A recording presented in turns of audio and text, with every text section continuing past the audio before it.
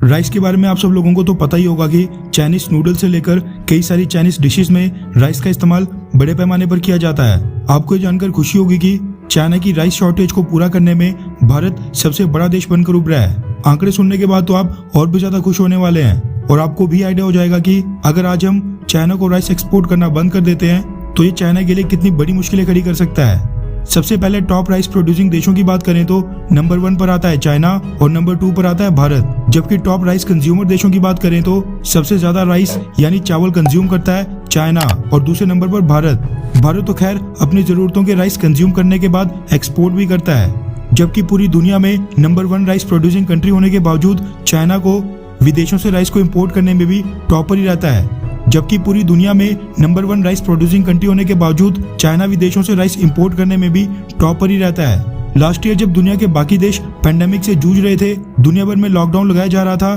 तब आपको शायद याद होगा कि चाइना में फूड क्राइसिस पैदा हो गया था, जिसके बाद वहां पर हालात इतने गंभीर हो गए थे कि फूड प्रोडक्ट्स के बढ़ते प्राइसेस को देखते हुए चाइना के प्रेसिडेंट शी जिनपिंग को चाइना में ऑपरेशन क्लीन प्लेट स्टार्ट करना पड़ा था ताकि चाइना में फूड वेस्टेज थोड़ी कम हो।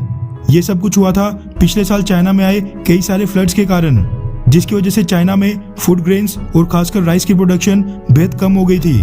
चाइना आज की डेट में ये कमी पूरी कर रहा है इंटरनेशनल मार्केट से, जिसके कारण से पिछले 2 सालों में चाइना के फूड ग्रेन्स के इंपोर्ट में भारी उछाल देखने को मिल रहा है। हम अगर आज की कंडीशन की बात करें तो चाइना अभी भी इस मुसीबत से पूरी तरह बिल्कुल भी नहीं उभरा है, लेकिन चाइना की फूड शॉर्टेज की इसी मजबूरी का फायदा उठा लिया है भारत ने। रेफरेंस के लिए आपकी स्क्रीन पर बिजनेस लाइन के आर्टिकल का स्क्रीनशॉट है, जिसके मुताबिक चाइना इंटरनेशनल मार्केट से जितना भी राइस इंपोर्ट कर रहा है उसमें भारत टॉप सप्लायर निकल कर आया है।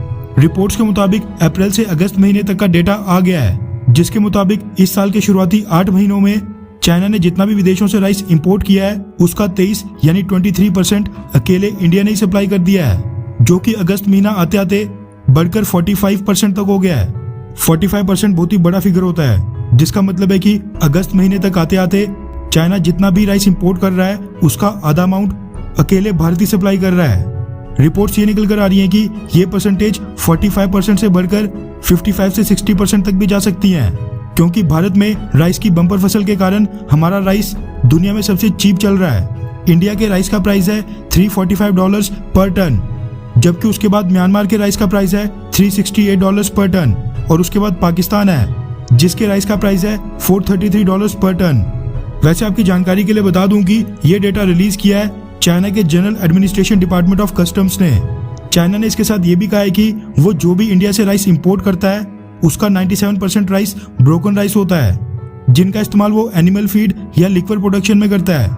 लेकिन कई सारे एक्सपर्ट्स का कहना है कि चाइना ब्रोकन राइस का इस्तेमाल चाइनीज नूडल से लेकर कई सारे स्नैक्स और फूड प्रोडक्ट्स बनाने में करता है। ब्रोकन राइस नॉर्मल राइस के मुकाबले थोड़ा सस्ता होता है, इसलिए food processing industry maximum broken rice इस्तेमाल करती है।